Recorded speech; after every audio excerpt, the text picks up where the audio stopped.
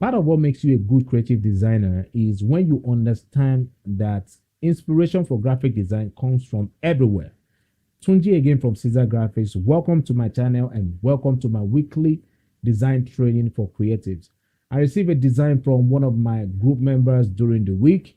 It's a food poster project. I'm going to be sharing my process with you, and I'm also going to share what is not working on the already made design. So sit back, relax, and keep watching.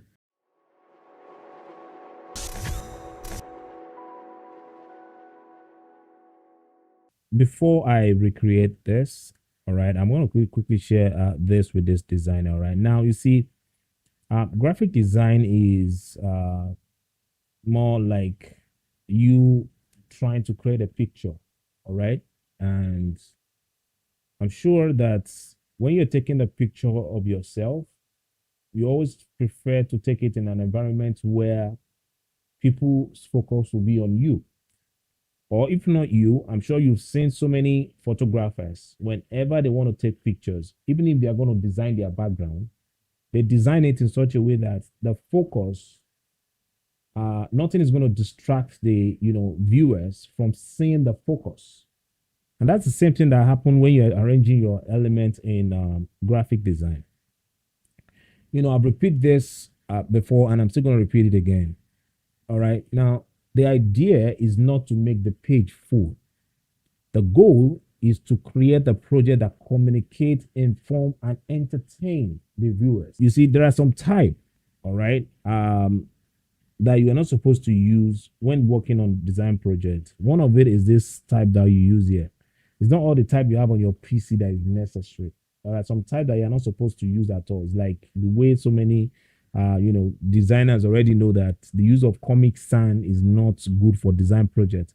That's the same thing that applied to types like this. Visibility is very important when placing your elements. The being able to create a project that make people find it easy to access every information on the project. All right, and so this type that you use here is not really helping that on this project. The angle of the pizza and the character is balanced. It's just the way you place it that is not really okay. All right, and I'm going to show you how to do this right on this project. Yeah, I think that's where you did not play with the element well. All right, so when you're putting your content together, please place them on your project the way things appear to you in real life. Do not just place the element on the project because you just want it to to just be there. And that's why the part of knowing how to use the right application tool is important where achieving successful design is concerned. The composition here is boring, and I've shared why the project composition is boring. They not placing the image the right way, they're not using the right character. I'm talking of the font for the project, and then the use of elements that are not really necessary on that project. I know what you're trying to do here, which it made a lot of sense, but it's just that you didn't do it the right way, and I'm going to show you how to do it right. And then the making everything too big is not nice. All right, there's the arranging your content in a sequential form where you make the viewer know this is the first thing I want you to see, the second thing I want you to see, and then like that. Now, don't say because you make the size of the character small or the content small on the project is not going to be visible. I'm telling you, there's nothing you place on your design project that is not going to be read. Everything you place on your project is going to your viewers will surely see it. So don't be afraid to make your content small. But the goal, what should be your focus, is what you can use to draw their attention. I'm talking of the viewers here. What you can use to draw the viewers' attention to look at the project. If you can draw the viewers' attention to look at the project, I'm telling you, they will surely check every other content you have on the project. All right, let's quickly recreate this. So I'm going to create a new document now by going to File, and I'm going to select New. And I'm going to change my unit here to pixels, and I'm going to make my width here 720. All right, so I'm using the same frame dimension from the original design, and my resolution here is going to be 72. Color mode is going to remain as RGB because this project is just for social media, so it's better we stick to RGB. All right, then I'm going to call this Pizza. All right, and hit the OK button. So the first thing I'm going to do here now is to drag the image of my subjects. Drag this and drop right here for now. All right, yeah, this is good. Then okay, you know what, let's just start with the background. It's always good to start with the background. So I'm going to pick the same color, which I like, because the color you use here is one of the colors you can use to make attention be on your project fast. So I'm going to stick to the same color. All right, so I use hot backspace to apply the color to my project like that. And let's drag the image of the pizza. So I'm going to drag the pizza image and drop right here. All right, so right now the idea is to sell the pizza or to promote the pizza and not the character. So I'm going to make the character a bit smaller, and that's why when you're working on design projects, you need to understand how you're placing the content, because the goal of the project is very important. So I'm going to move this to this side because she's not really the focus. The focus is the pizza. So I'm going to move the pizza above her, and I'm going to make this real big. So I want it to look like the pizza is close to the camera than us. So I'm going to hit the free transform and make this this big like that. But right now the project is not balanced, and there's two things causing it. Number one is overlapping on the subject, and then we now have this shadow behind the the pizza, which is not really helping. So we need to take out the shadows. So what I'll do is I'll just quickly crop the pizza out. So I'll zoom in, and we need to take out the shadow. And I'm going to hit Control and Enter to convert that shape to a marquee. All right, so I'll hide this, make the pizza visible, select the layer, and I'm going to click on the layer mask icon right there and hit Control I on my keyboard here to reverse the mask, and then I'll make everything visible now. All right, so what we're going to do now is so it's overlapping on the hand of our subjects. So what I'll do is I'll move this down. We can make her smaller because she's not really the focus. Make her smaller and then push her out a bit like that, and take out the unwanted content on your project. I want every one of you to always take note of that. Whatever you notice is not necessary on the project, take it out. So that part where we have our body, that part of our body is not really necessary for the project. And I'm going to go back to the project and pick the gradient that we have here, or the glow red color we have here.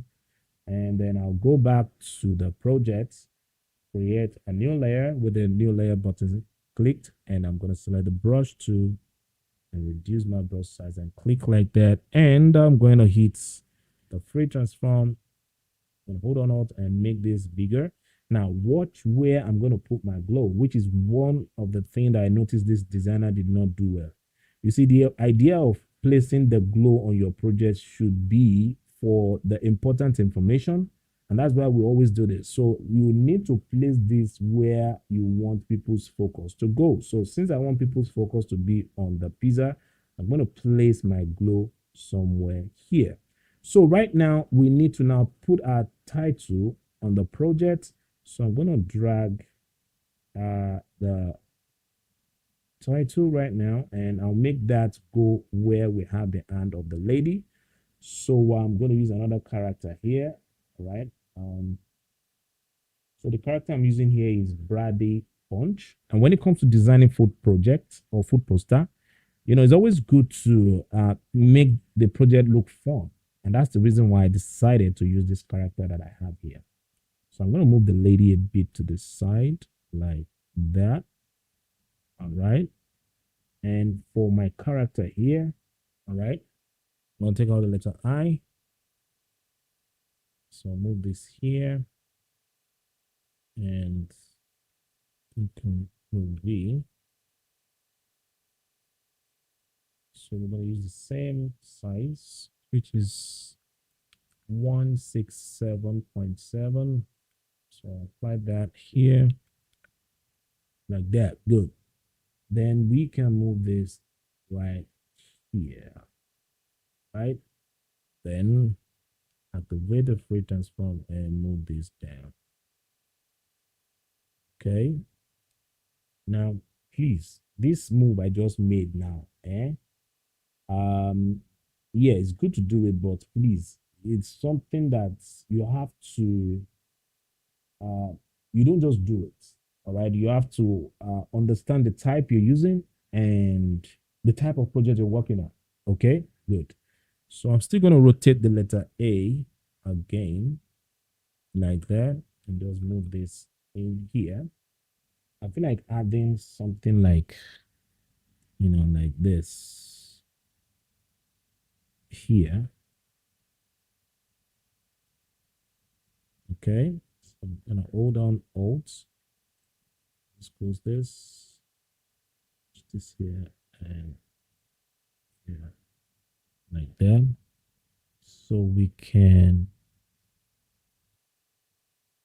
I'm going to put everything in a group. So I'm going to hold on Shift and select the layers and hit Control G, right? And call this title. Okay. Title. That. Then I'm going to make a copy of this and convert this to a smart objects. Double click on the layer to activate the layer style, and I'll go under stroke here, and I'm going to move to add more stroke to this, but let's see, I'm going to use black. Yep. Hit the OK button, and we can move. Oh, sorry, I'm supposed to move the two layers. So what I'll do is to put the two layers in a group like that and move this here. So it looks like the lady is telling the viewers to look at this title that we have here. Right, so I'm going to take the one of the leaves that you have here. Okay, so this is not okay. You're not supposed to have this much like this. So, upscale. So I'll go under edit contents. Okay, then I'm going to crop this particular one here because this still look more sharper. So I'll hit Control J and I'll drag this and drop here. All right, so we can now play with, moving this around, make a copy of this, hit free transform, rotate it, move move this here, but you have to now change the size. And there's something I did not remember to do. I was supposed to convert this to a smart object because I'm going to be playing with the scale. So I'm going to make a copy of this and move this somewhere here, activate the free transform, and this particular one can be this big. So the idea is to make it look like this is close to the camera. Okay, so I'm going to copy the other address, which is this, and I'll drag and drop that here.